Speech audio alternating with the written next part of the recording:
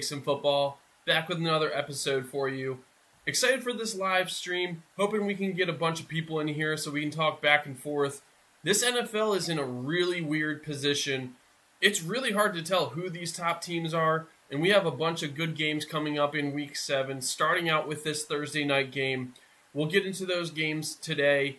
Again, let's wait for everyone to pile in. But when you get in here, make sure you subscribe to this channel. I'm on my road to my first 100 subscribers. As you can see there, I'm at 62, so need a little bit of help. We'll be doing a giveaway to one of those subscribers. It's a really cool gift. It's a portable Bluetooth speaker that breaks into 2 different speakers so you can have that sort of surround sound feel.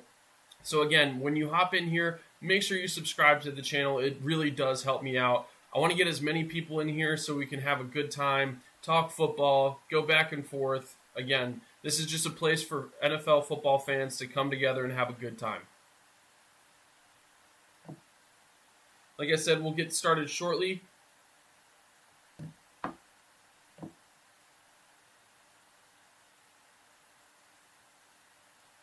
Wait for a couple more people to pile in.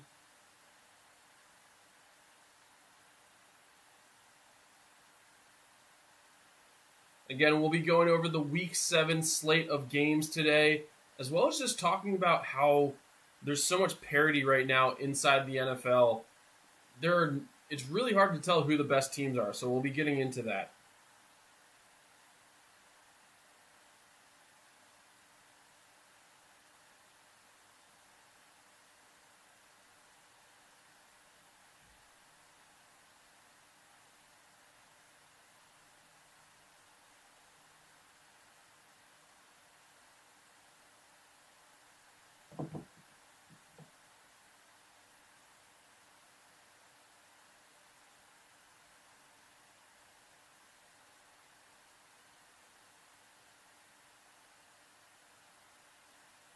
Again, we'll be getting started shortly.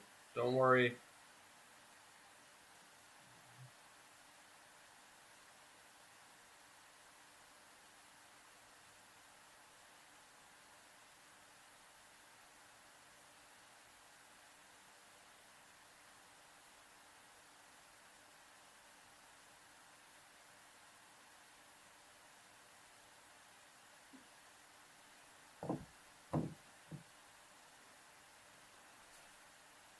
All right, let's go ahead and get started. And again, we are going to start out with the Thursday night football game. Now, this is a game between the Pittsburgh Steelers and the Cincinnati Bengals.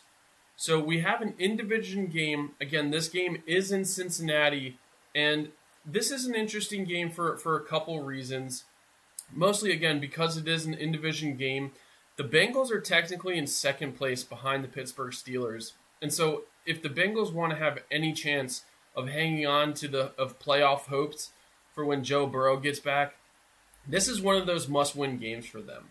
If they go to 2-5 and have a loss against the Pittsburgh Steelers this early on, I really find it hard to believe that the Bengals are going to be able to bounce back from this situation. You know, you're going to be putting Joe in a situation where he's coming back probably somewhere around week 14, week 15, and he's just not going to have enough time to, one, get back into the swing of things, but also, you know, be able to get this team enough wins.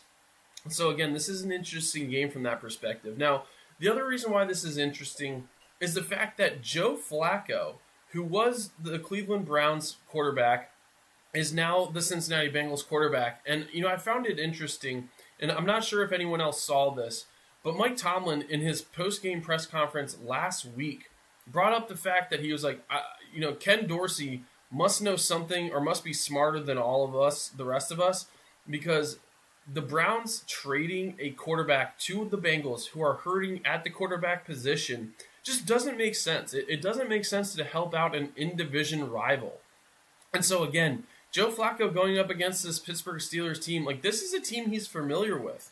I mean, he's been in the AFC North for quite some time, whether it's with the Browns, but especially with the Ravens.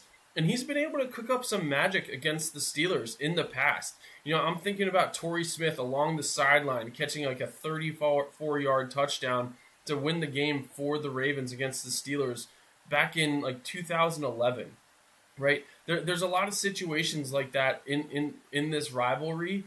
And again, this is a game in Cincinnati. Now, one of the biggest question marks and things that you need to pay attention to when it comes to this game is Trey Hendrickson going to be available for this game? Trey Hendrickson is the leader of this Bengals defense. Now, this Bengals defense does struggle mightily. They have one of the weakest defenses in the NFL. Luckily for them, the Pittsburgh Steelers offense isn't necessarily the best offense in the NFL either. Aaron Rodgers, he has 10 touchdowns and 3 interceptions on the year, but he still has less yards than a quarterback like Spencer Rattler. Right? Let's think about that. Spencer Rattler has 1,217 yards. Aaron Rodgers has 1,021. Right? He has almost 200 less yards than Spencer Rattler. Jaylen Warren is their number one running back. Jaylen Warren is one of the worst starting running backs in the NFL. He has 54 carries for 184 yards. Like, none of these players on the Pittsburgh Steelers offense is prolific. The biggest thing that they do is just take advantage of the opportunities they have. And I know that sounds very basic, very simple, but like what I mean by that is, this Steelers team, if their defense causes a fumble or there's a good punt return or they're able to make one big play in a drive, they capitalize on those opportunities. They get the touchdowns when they have the chance to get them. Again, they're not rushing down the field, drive after drive after drive. They're punting a fair amount. They're not giving up the ball too much, which definitely helps them out. But they're just taking advantage of like the short field opportunities that they get. And again, when it push comes to shove, they're 4-2, and that again is because they win these games by just taking advantage of the opportunities that they have. They're not doing anything extraordinary. They're not doing anything special. They're just being consistent. They're being, being proactive in making sure that they put points up. Now, again, without Trey Hendrickson, I find it really hard to believe that this Bengals team is going to have any sort of shot against the Pittsburgh Steelers. The Pittsburgh Steelers, what they're known for is defense, and this Bengals offense without Joe Burrow has looked anemic at best. Joe Flacco, he's able to sling the ball far down the field. That's really his strength. But the challenge is the fact that this Cincinnati Bengals offensive line doesn't give him a lot of time. This Bengals offensive line, they're Swiss cheese. That's why Joe Burrow is injured. And so Flacco isn't going to have the time. He has to get the ball out of his hands quick in order for them to be productive. And again, I said this last week, for this Bengals team to be successful, you're going to have to throw a lot of slant routes. You're going to have to throw a lot of screen passes, short out routes, and then just let their talented receivers take over and take advantage of the opportunities that they get. That's going to be how the Bengals are able to move the ball down the field. Now, again, I don't expect that to be the case. I expect this to be a game where you might see TJ Watt have multiple sacks. TJ Watt isn't having necessarily the statistical year he's probably wanted. I'll pull up his stats real fast. I don't think he's anywhere close to even being in the top 10 of sack leaders this year. Let me just go ahead and pull this up real quick.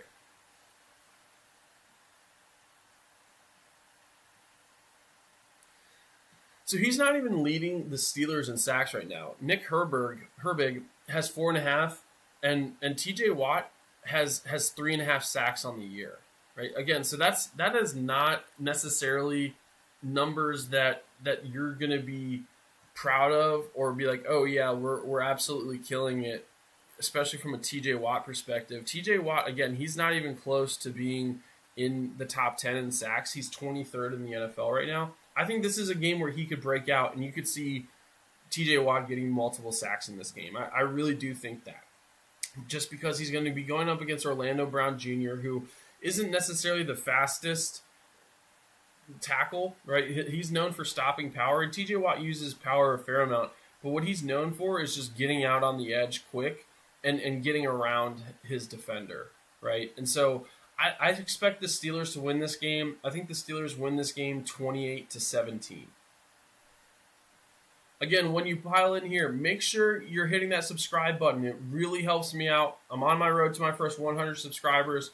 Also, I put into chat, just a prompted question. What matchup are you most excited about going into week 7? There's plenty of good matchups. Which one are you most curious to see?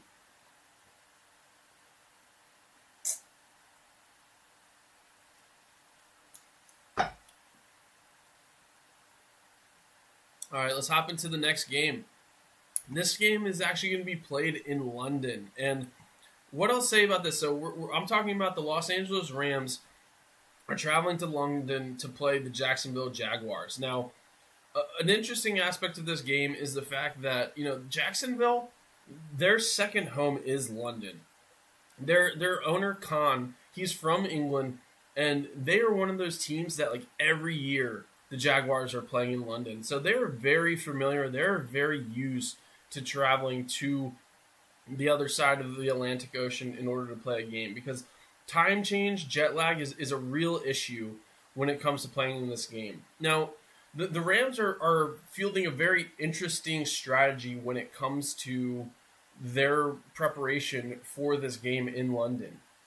The Los Angeles Rams, they played against the Baltimore Ravens and won this past week. And instead of traveling back to the West Coast, they're actually staying on the East Coast, and we're practicing in Camden Yards, the Baltimore Orioles baseball field, the Major League Baseball field. That's where the Rams were practicing in order to make it so that there wasn't that much of a time change when traveling from the U.S. to England, right? Because again, that's a 3-hour change from the East Coast. It's 5 hours from here to London. From the East Coast to London, it's a 5-hour time change. So you're talking about an 8-hour time change if they were to travel from London, or from Los Angeles. I'm sorry. Now, another interesting aspect, and something I'm really curious to see what happens, is Puka Nacua. Puka Nacua being injured does worry me. And there's a couple of reasons why I'm worried about him, especially for this game. And I've already kind of mentioned it. It's the travel. It's the flight. 5-hour flight. You're in the air for a long period of time, and when you're flying at that altitude, your body swells. And there's certain situations where they don't let players or people fly because of conditions that they have, and so having like an ankle injury like Puka Nacua has, that's something where if he's in the air for 5 hours, that ankle's going to swell up. It's going to be harder for him to recover and be active after that, right? Rehab is going to be even more difficult. And so not having someone like a Puka Nacua for the Rams would be a huge advantage for the Jacksonville Jaguars. Now, on the other side of this, another interesting aspect of this game, and something I'm going to be looking for when it comes to this matchup, is how does the Jags handle their run game against this Rams defense? The Rams, they did actually allow 122 yards from Derrick Henry, but that was more so the exception more than the rule for them. They have a very solid defense. They're not giving up a lot of rushing yards on a very regular basis. I'm thinking back even to that 49ers game. It was Mac Jones that had to carve them apart. It wasn't the run game of the Rams, or sorry, of the 49ers that beat the Rams team. It was the passing game. And so again, what Travis Etienne does in this game is going to be a huge factor for how the Jags do overall. The other aspect of this game that's going to be I'm curious to see is how do the Jaguars handle the pass rush of the Los Angeles Rams. Between Braden Fisk, Jared Verse, Byron Young, they have a lot of good rushers that are getting to the quarterback pretty regularly. And so, again, Jacksonville is going to need to stay on top of that, because Trevor Lawrence is one of those players that when he gets rushed, when he gets out of sorts, that's where he makes a lot of his mistakes. And so if the Rams are able to put Trevor Lawrence in positions where he is being rushed pretty regularly and has to hurry to get the ball out, that's going to be a huge advantage for this Rams team. Now, again, like I said, this is a home away for home for the Jaguars. And again, without knowing Puka Nacua's timeline when it comes to returning for the Rams, I think it's going to come down to a very close game. I really do. both of these teams are playing at a very high level. Both of them are 4-2. Generally, I would give this game to the Jaguars just because, again, they play in London all the time. But the Rams, the NFC West is such a difficult division that the Rams probably feel so much more pressure in order to continue to win in this season.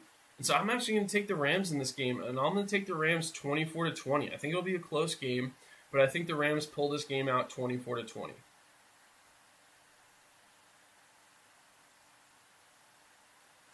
Again, when you pile in here, make sure you hit that subscribe button. It really helps me out. It's free for you to do. We're going to be doing a giveaway to one of those subscribers as well. Also, let me know about what matchups you're most excited about. I already went over the Steelers and the Bengals game. I have the Steelers winning 28-17. And I also talked about the London game, the morning game on Sunday, the Rams and the Jaguars. I have the Rams winning that game 24-20.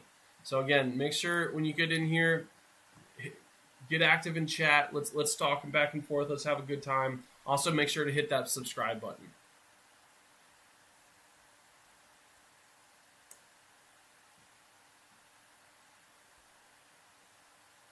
Next game we're going to talk about, the Saints versus the Bears. Now, I think a lot of people would generally say this is like a throwaway game. Like, who really cares about this game besides Saints and Bears fans?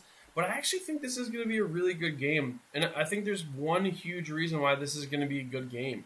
Again, the Bears are coming off of a big win against the Commanders. They had a game-winning field goal by Jake Moody to win that game. And they have a lot of confidence because they're on a 3-game win streak. Now, the Saints, they've won one game this year. It was against the New York Giants. And one thing I'll say about this Saints team, and I've said it before, but this team is a lot better than people give them credit for. Like Spencer Rattler, I already talked about comparing his stats with Aaron Rodgers. He has much better stats from a passing perspective than Aaron Rodgers. They're just not getting into the end zone enough, right? That's the biggest challenge for this Saints team, is they're just not getting into the end zone. They're getting some decent yardage. They're getting productivity. Their defense also struggles. But again, I don't think this is a throwaway team. I think they fight. Like, this team does not give up. I think this is one of those games where the Saints are going to come to this game hungry. They need a win. And I also think that the Bears are coming to this game with a lot of confidence. And they might actually be overlooking this matchup. Because, again, when you win 3 games in a row, there's teams that can handle that and just keep moving forward and be a great team. The thing that concerns me about the Bears is they don't do that often. Right, this is not a place where they've had this sort of success and they understand how to handle that sort of success. Because that is a big aspect of this, is understanding, hey, we might have won the last 3 weeks, but that doesn't matter right now. We need to focus on this week, taking it one day at a time, taking it 1 week at a time. When you're unfamiliar with that sort of scenario and you're not used to winning on a regular basis, it can get to you. It can get into your head.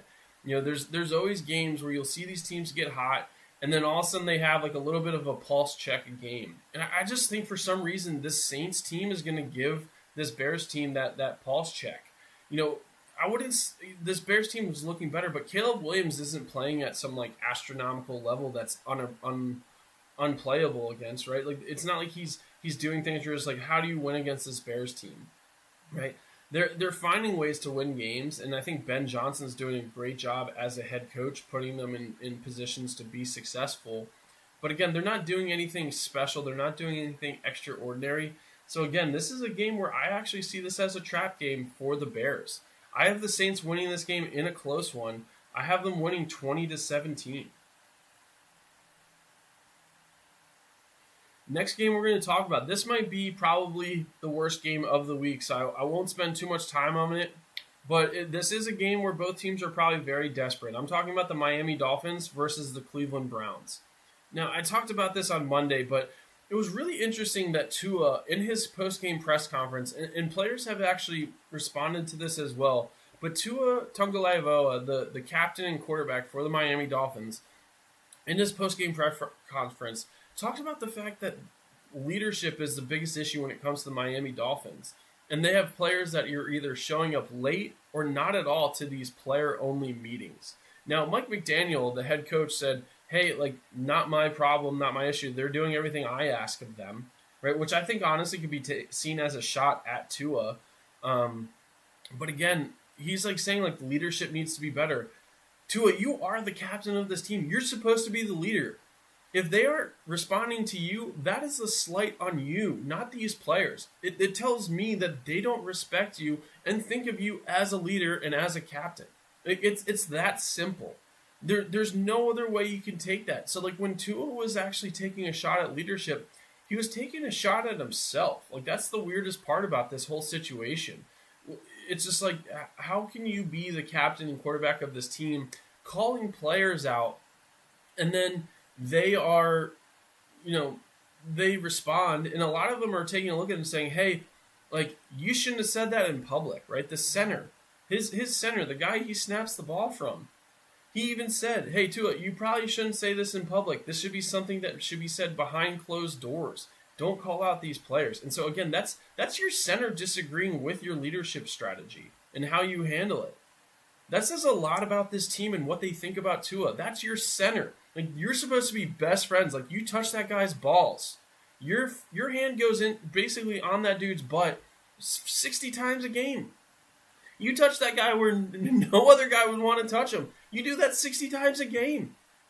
And this is how they respond to what you say in a post-game press conference.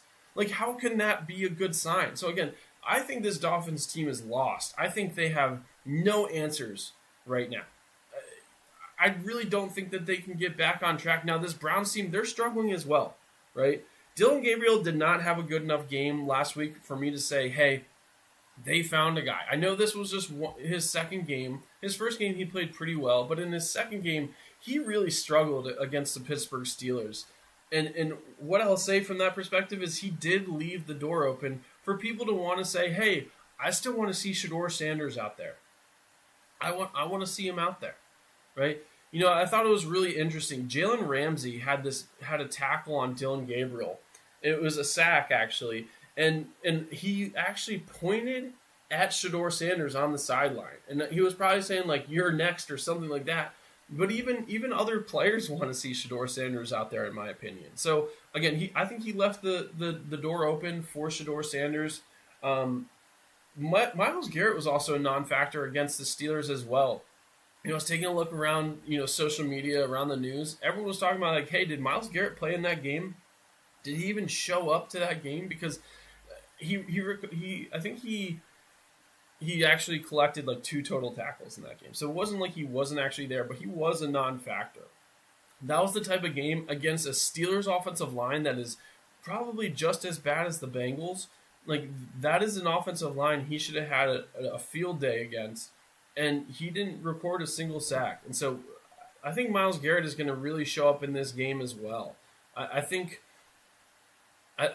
for me, if you're the Dolphins, you focus on trying to stop the run. You try to focus on stopping Quinshon Judkins, and you put Dylan Gabriel in a position where he has to throw the ball. I think that is the recipe for success for Miami.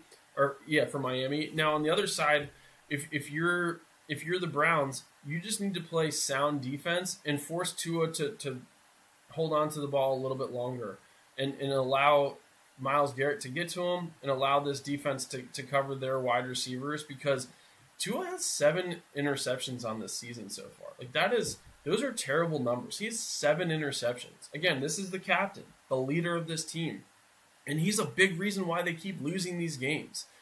I do think this game will be a toss-up.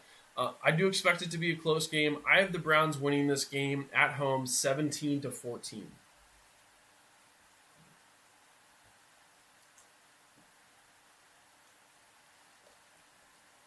Again, when you pile in here, make sure you hit that subscribe button. I'm on my road to my first 100 subscribers. It really helps me out. We just talked about the Miami Dolphins versus the Cleveland Browns. Like I said, I have the Browns winning this game 17-14. The Saints-Bears game, I have an upset. I have the Saints winning that game 20-17. When it comes to the Rams and the Jaguars in London, the Rams I have winning 24-20. And then I have the Steelers beating the Bengals in Cincinnati 28-17 tomorrow night. So just a little recap of the games that I've already gone over. Next, we're going to be talking about a fun matchup, and it's a fun matchup purely because, in a sense, it's kind of a homecoming for head coach Mike Vrabel. So Mike Vrabel is returning to Tennessee, and I think that's going to be the story of this game without a doubt. Now, I'm curious to see if it's going to be as sweet of a game or as sweet of a victory for Mike Vrabel because the Tennessee Titans just fired head coach Brian Callahan. So the guy that replaced Mike Vrabel in Tennessee is already gone. I won't necessarily say this was this was going to happen. I thought they might wait till the end of the year because you have a rule after that right now. I'm not saying that that's always going to be the case, but when I watch Cam Ward, I watch a guy that doesn't have a lot of confidence in his team. He holds on to the ball a lot. He can't really scramble. He's not a fast quarterback, and he doesn't make the best decisions always. I know his weapons are terrible. They drop the ball a fair amount, but he has 4 interceptions on this season to just 3 touchdowns. Like, just put that into perspective for a little bit. That is, I know Peyton Manning had really bad stats. I think he had like the record for most interceptions in a season his rookie year. So again, I'm not saying that Cam Ward is a bust. Like, that is not what I'm doing here whatsoever. I'm just saying he is not worthy of that pick right now. He does not look like a first pick in the draft type of player. He just doesn't. You know, I mentioned those stats. He has 4 interceptions, 3 touchdowns. He also only is averaging 183 yards passing a game. He's only ahead of one other starter in the NFL that's been a week 1 starter since week 1, since week 1, and that's Justin Fields. So he's really only outplaying Justin Fields from a quarterback perspective. Like, again, not a first pick in the draft type of guy right now. To make things worse, their running back, their RB1, Tony Pollard, he's averaging 60 yards a game right now. So again, like this team is just not good. I think the Patriots, they've hit really a hot streak. Drake May's looking great out there. I think if you were to ask most people right now of the second-year quarterbacks, which one seems to be the best, I think people would still probably sometimes say Jaden Daniels. If you were to look at this year's like numbers and what they've actually done, I would actually say Drake May. I think our let me see here.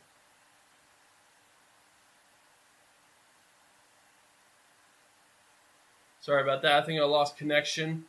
So if you exit out, you can come right back in. I do apologize. For some reason, I did lose connection there.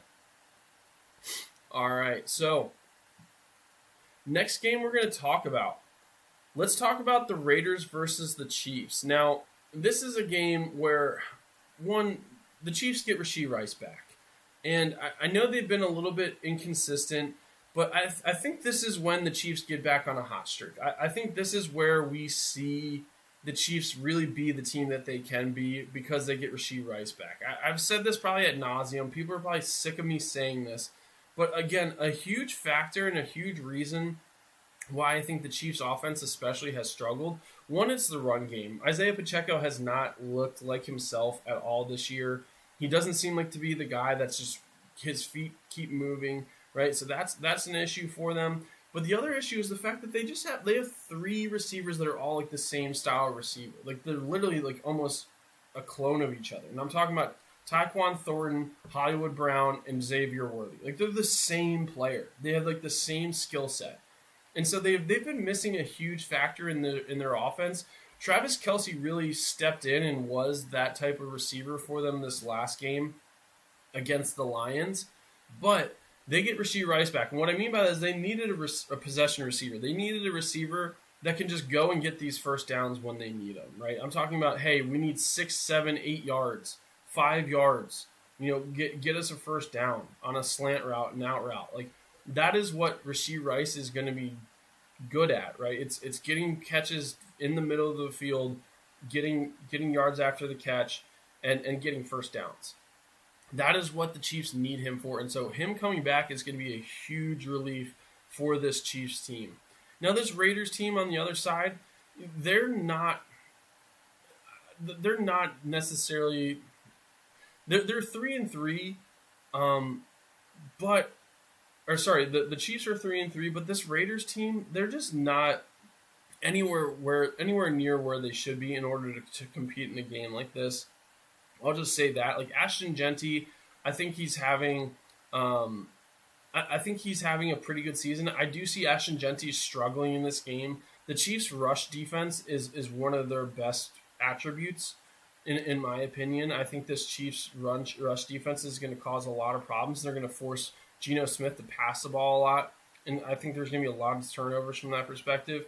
If Brock Bowers isn't back for this Raiders team, it's going to be an absolute blowout, like a huge blowout. But my score prediction for this game, I think the Chiefs will win this game 28-14.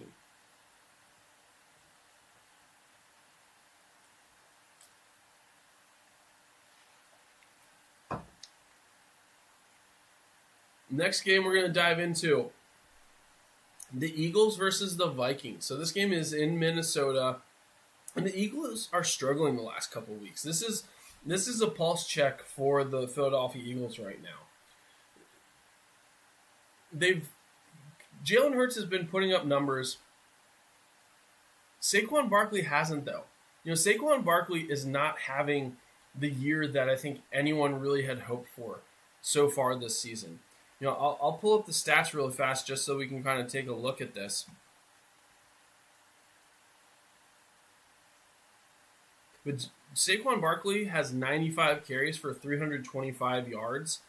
Jalen Hurts has 8 touchdowns, 1 interception, on a little like almost 1,200 yards passing, right? So it's not completely terrible numbers, right? I'm not saying that this team has terrible numbers whatsoever. Like I said, Jalen Hurts, he's middle of the pack when it comes to passing. He's middle of the pack when it comes to yards per game. Actually, no, not really. Jalen Hurts, he's sort of near the bottom of the NFL when it comes to yards a game, when it comes to passing. Rushing wise, where does Saquon Barkley?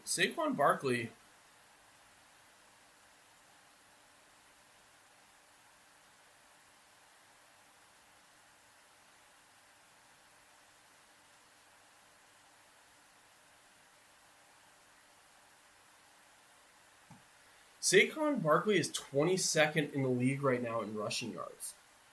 Let that sink in a little bit. He's 22nd in the league right now in rushing yards.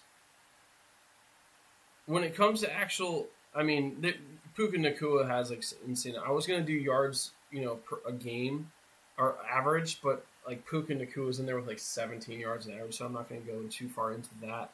But I'm looking Ashton Genty's ahead of him. Quinshawn Judkins is ahead of him. Rico Dowdle, who's really been effective in 2 games, is ahead of him, right? There's the names that are ahead of him. The Lions have 2 running backs ahead of him, right? Just to give you an example, right? Again, 95 carries for 325 yards.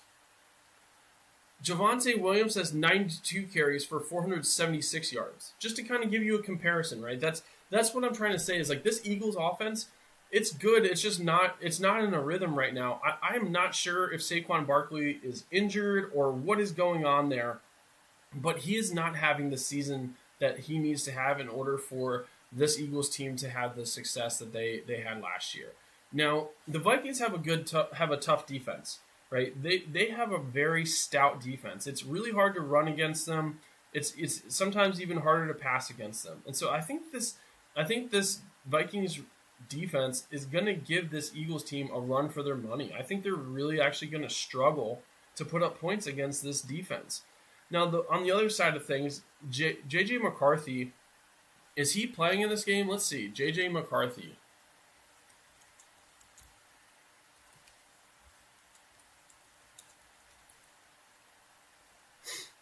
Let's see if J.J. McCarthy's going to play. So it says he hasn't been named the starter.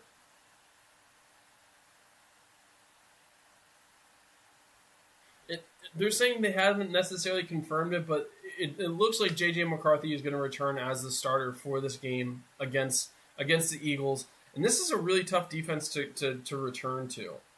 And so I think this game literally relies on how J.J. McCarthy plays. He's really only had one good half so far this season when you actually break it down. Like J.J. McCarthy isn't having that good of a season. And so, again, he's going to have his best game of his career. And I know that's a very short career, but he's going to have to show up in this game if the Vikings want to win this game.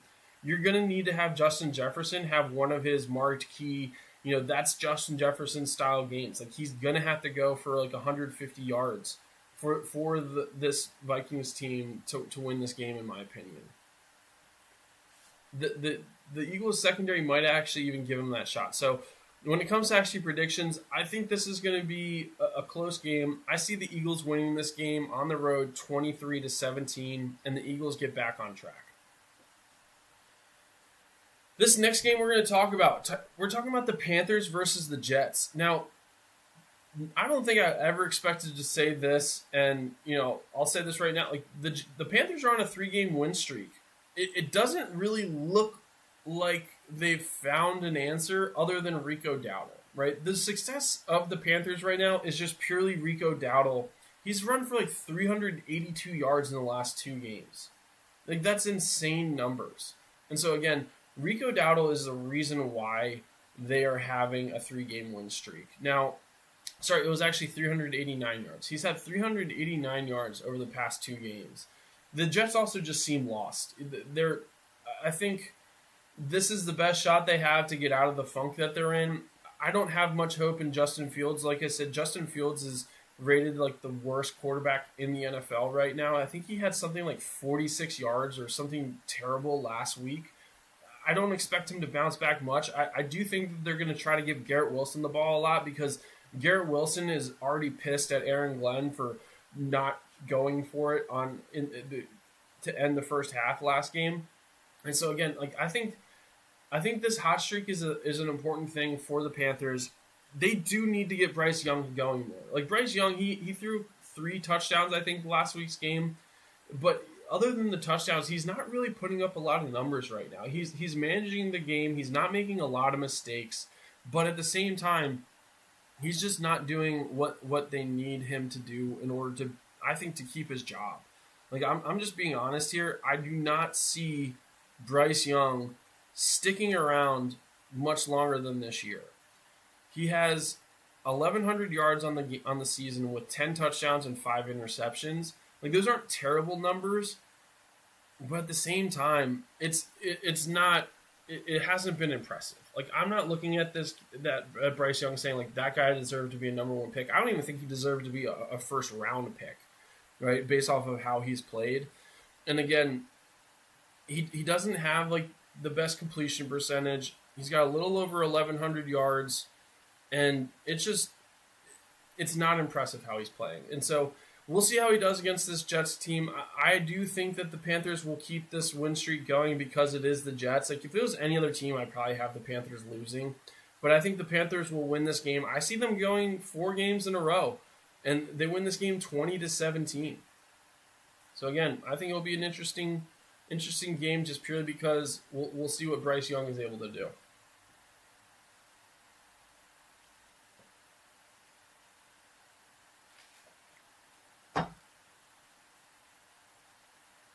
Next game we're going to talk about the New York Giants going to Denver to play the Broncos. Now, this might be the toughest matchup that Jackson Dart will face for a couple different reasons. But the Broncos, first off, did not look good on their visit across the pond last week. They did win the game, but they just didn't look good in that win.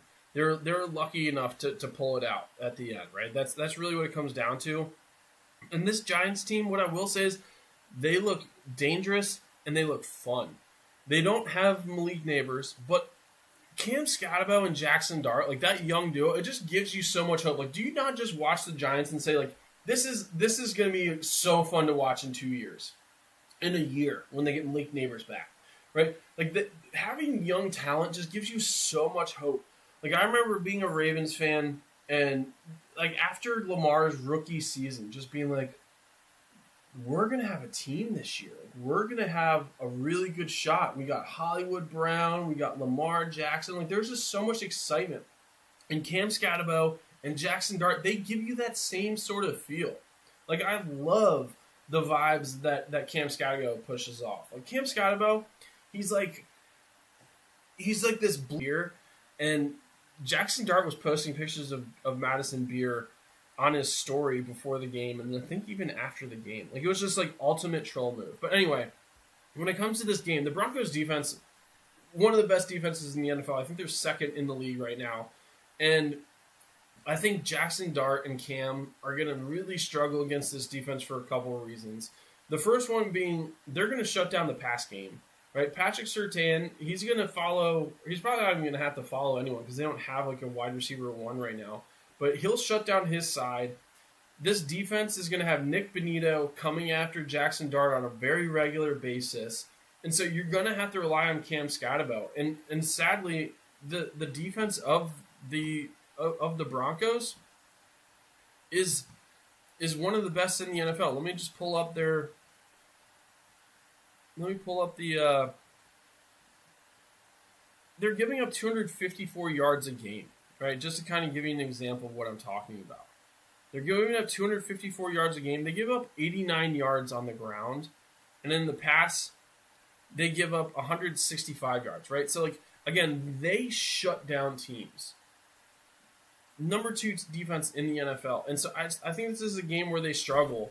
I also think this is a game where the Broncos just really focus on ball possession. I think they get J.K. Dobbins back going. Like, no one played well for the Broncos. Sorry about that, guy. Sorry about that. I think my connection keeps losing. I think I keep losing connection, so I do apologize about that. Thank you for sticking with me if you're still here. I do apologize about the fact that it just keeps disconnecting. We got a couple more games left, right? So we're almost to the end. We got 3 games. So next game I'm going to talk about is the Washington Commanders versus the Dallas Cowboys. Now, the Dallas Cowboys defense is not good at all. Let's just put that out there right away. This Cowboys defense is not good. Now, they struggle against the run and the pass pretty mightily, like both. Like, it's not like there's one aspect that they do better in than the other. Now, the Commanders are coming off of a heartbreaking loss against the Bears. I don't think anyone expected them to lose that game. I don't think they thought they were going to lose that game. And so this Commanders team is going to come in pretty angry.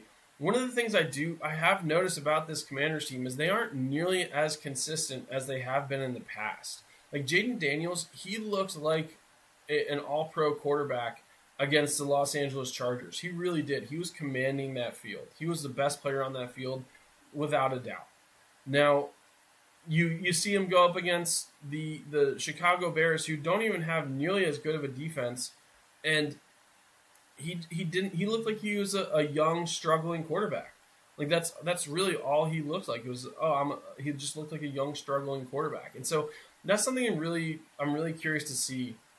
The other aspect is, CeeDee Lamb might return for this game. Like, this might be the first game CeeDee Lamb is back for. And this Cowboys offense is one of the tops in the NFL. I think it is actually the number 1 offense in the NFL right now. Their defense is just that bad. And so, for me, I think it just comes down to a couple things. Does CeeDee Lamb come back?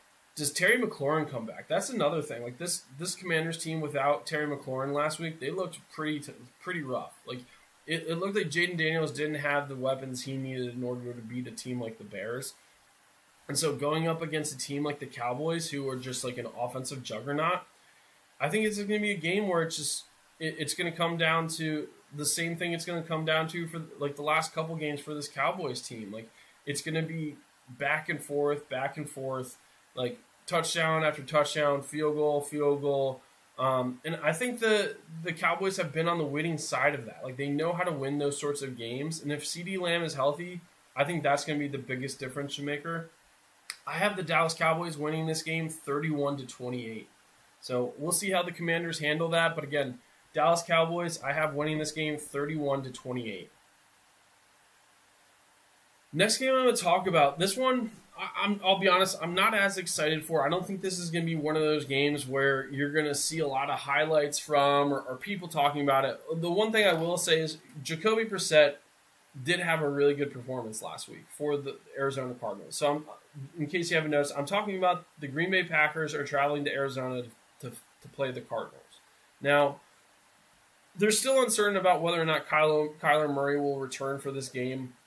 Regardless, I just think that the Packers are one or two tiers above this Cardinals team. The Cardinals team has not really figured it out since James Conner went down with his injury, and I just don't see there being a big difference in this game. Marvin Harrison Jr., I keep expecting him to have some sort of breakout game, and it just doesn't happen.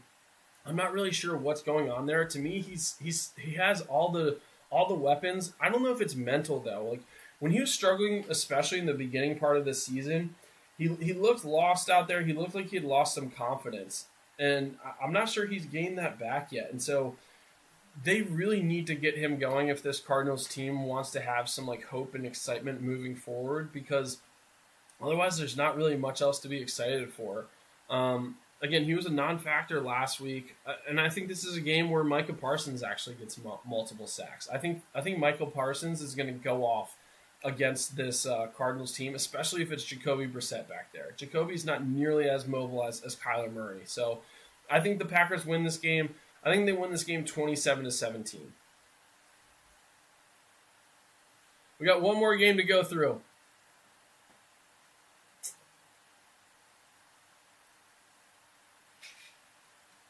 You guys like my Hornets cup? Yeah, I've had this for like 5 years. Con Knipple, baby. The future. The last game I'm going to talk about today. I'm talking about the Atlanta Falcons going up against the San Francisco 49ers. Now, here's what I'll say, man. Like, this 49ers team, I feel so bad for the 49ers, the 49ers organization, the 49ers fans. The amount of injuries that this 49ers team has had is just so sad and so disappointing, because they keep winning games even without these impact key players being out. Like, I've listed them off so many times, but they lost Fred Warner last week. And they did lose that game, but again, like, they still fight week in, week out. Like, right now, it comes down to Christian McCaffrey. Like, this team literally is Christian McCaffrey. Just put it on your back, man. Like, that's the only shot this 49ers team has, is, like, Christian McCaffrey running for, like, 100 and also catching for 100. Like, he's got to have 2 touchdowns, because their defense are without Nick Bosa, without Fred Warner. Like, you need like Christian McCaffrey to have this insane game. Now, on the Falcons side, I talked about this in my video that I posted earlier today.